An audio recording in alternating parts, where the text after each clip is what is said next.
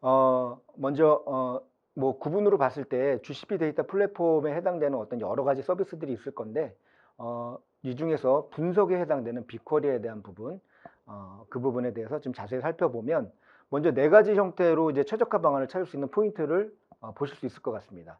첫 번째로 데이터셋이나 테이블에 대한 관리 방안입니다.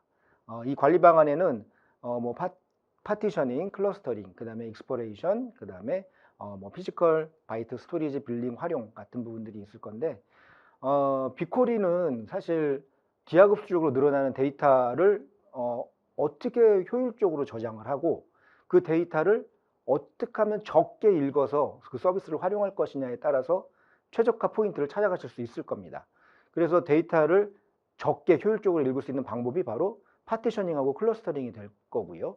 그 다음에 효율적으로 저장하고 저장된 데이터가 계속 기하급수적으로 늘어나지 않게끔 자동 삭제를 하는 이런 익스플로레이션 선택이라든지, 그 다음에 어떤 요번에 새로 생긴 피지컬 볼륨, 피지컬 스토리지에 대한 어떤 과금 활용 같은 것들로 해서 비용을 줄여나가는 이런 부분들에 대한 최적화가 있을 수 있고요.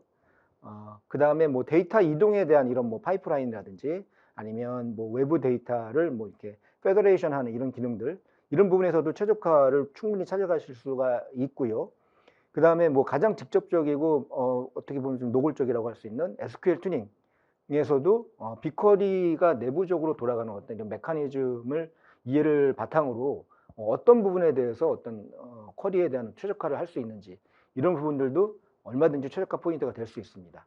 근데 오늘은 좀 한정된 시간이기 때문에 제가 준비한 내용은 그 워크로드 매니지먼트에 대한 지금 작업 환경에 대한 여러 관리 방안, 그다음에 슬롯을 어떻게 활용하면 좋을지, 이런 부분에 대해서 좀 중점적으로 말씀을 드리도록 하겠습니다.